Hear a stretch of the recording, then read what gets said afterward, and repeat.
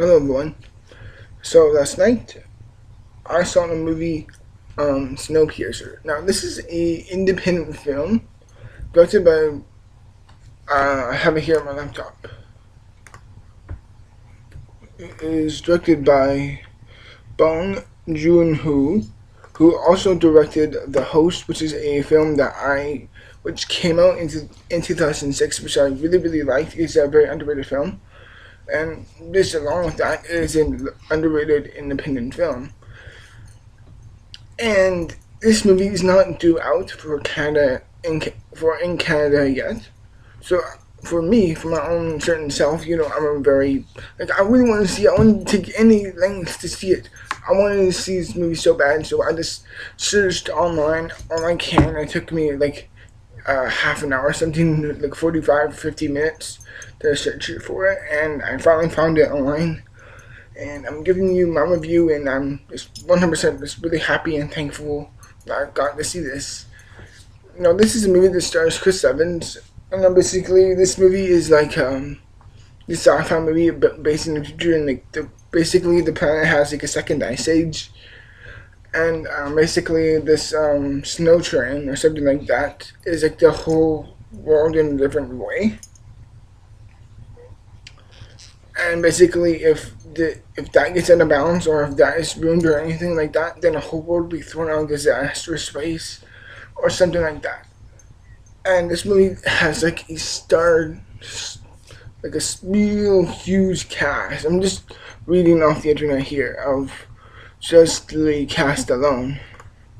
Alright, there is Chris Evans, Tilda Swinton, John Hurt, Jimmy Bell, Octavia Spencer, and Ed Harris, which are all really great actors. And two actors who really stood out for me was definitely Ed Harris and Chris Evans, who were just excellent together. Like in the last 25 minutes of them together, it's just excellent, and I love their dialogue, and the way they bounced off each other was wonderful. And basically, the story for its own self is very interesting, and for me, it's a sci-fi film that I've always dreamed about, like a real great, unique sci-fi post-apocalyptic type of movie that I always dreamed of making. That I always loved or thought of, always thought of for myself. And this movie just had it all. It had wonderful directing. There's a great sense of atmosphere and a real, like whenever we would shoot outside of the train, it seemed so large and so vast and so empty that really added a lot of atmosphere, which really made it seem a lot more haunting. And inside of it made it seem so claustrophobic and so tightening and so engrossing that made it so much more enjoyable to watch, which I also really liked a lot. So for that alone, the film had a lot of atmosphere. Excuse me, I was going to burp. And a lot of enticing, unique sense of its own environment for itself.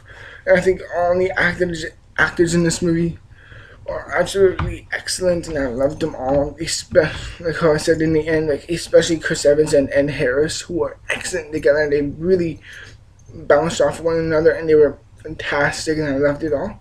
And above all things, this film had like a real unworldly effect. Like every single cart on the train had this different environmental feeling, like steampunk and like ancient civilization, like where everything's very seemed like something like out of a different era in history. And then there's some places that seem so uplifting, like an aquatic one, which is by the way my favorite. The thing seems so beautiful. It seemed like another one seemed very sci-fi.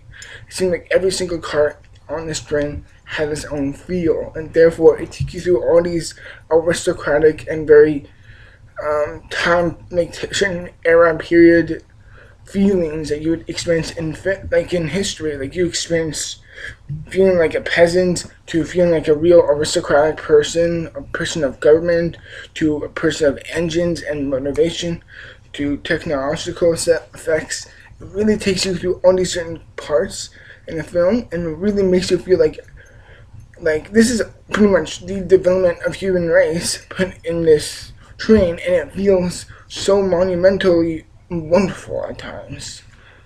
And by the way, the film overall has a real unworldly effect on you. Like, it really seems haunting and yet also so demeaning and yet also so inviting.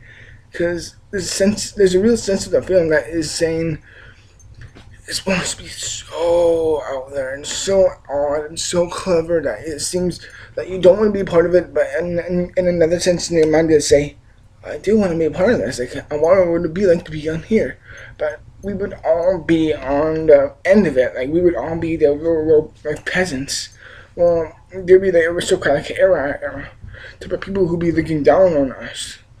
And it really adds a lot to a lot of certain philosophies that are learned throughout human history, like what we can and cannot control, what we can intervene between, what is the fine line between truly standing up for something and yet just butting into anything in history. It really seems to put a lot of questions and a lot of risk into your own morality and your own sanity at times. And it really seems so clever and so divine at times. It really makes you feel wonderful. And yet it makes you feel like shit too. The film is all around excellent, and this film really sticks to you. Like, there's a real sense of you will, like, once you see this film, you will not forget it. Like, this is a highly memorable film. Like, this is on the same level, in my opinion, as The Raid 2. And up to this point of this year, that was my favorite film. Like, The Raid 2 and until I saw Hunter and Dragon, and Lone Survivor, which were very, very excellent. And then I saw this film, and those four films, like How to Train the Dragon 2, The Survivor, The Raid 2, and Snowpiercer are my four favorite films this year, and I'm hoping Dawn of Planet Apes will be just as excellent, which I just said in my How to Train the Dragon review that came out yesterday. And everyone, thank you for watching my review of Snowpiercer. I really wanted to see this movie so bad, and I got to see it, and it really seems so wonderful. What follows this film, I really have little to none.